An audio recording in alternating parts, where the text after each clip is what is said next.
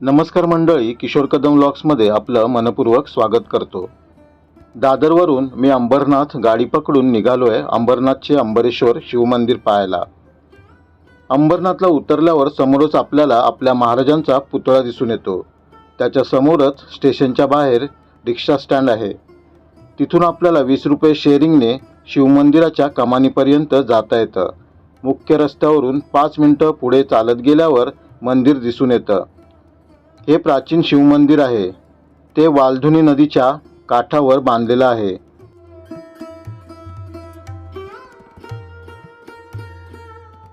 हीच ती वालधुनी नदी जिच्या काठावर हे मंदिर वसलेलं आहे।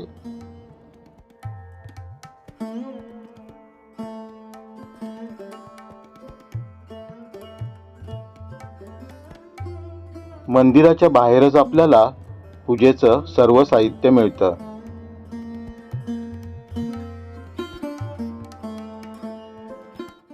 हे मंदिर 1000 वर्ष जुनं आहे। शिलाहार राजघराण्यातील मामवानी राजाच्या काळात इसवी सन 1060 मध्ये हे मंदिर पूर्ण झाल्याचा उल्लेख मंदिरावरील शिलालेखात आहे। हे मंदिर पांडवकालीन असून पांडवांनी एका दगडात एका रात्रीत बांधले असेही बोलले जाते। मंदिराच्या बाह्य भागावर अनेक देवदेवतांची कोरलेली शिल्प आहेत।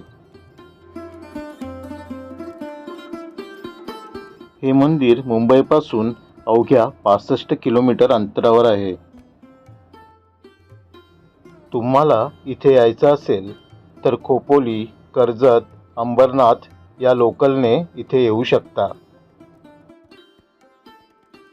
सांस्कृतिक वारसा म्हणून जगभरातील ज्या 218 कलासंपन्न वास्तू युनेस्कोने जाहीर केल्या त्यामध्ये या शिवमंदिराचा समावेश आहे।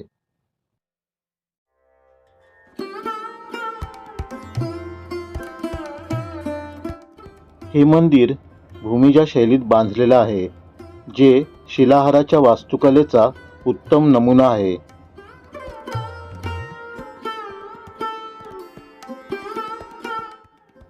पहा मंदिराच्या बाहेर कशी गुंतागुंतीची शिल्प कोरलेली आहेत।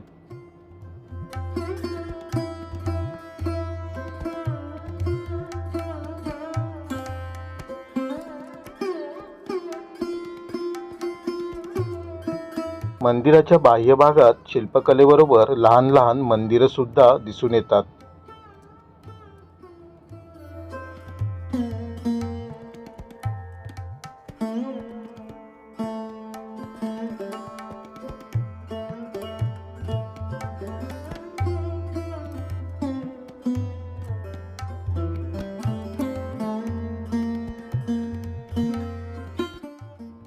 या मंदिराचा परिसर अत्यंत शांत आहे, त्यामुळे इथे आल्यावर खूप प्रसन्न वाटतं।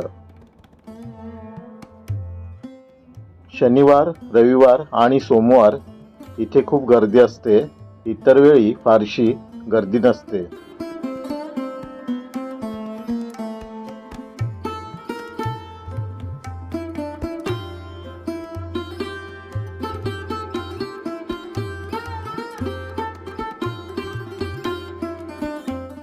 मंदिराच्या प्रवेशद्वारावर नंदीची 2 शिल्प आहेत।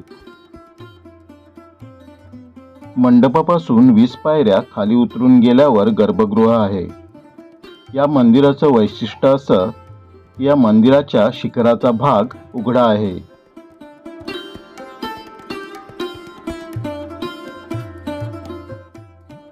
पांडव अज्ञातवासात असताना कौरवांना त्यांचा सुगावा लागला, त्यामुळे या मंदिराचं काम अपूर्ण राहिलं असेही सांगितले जाते।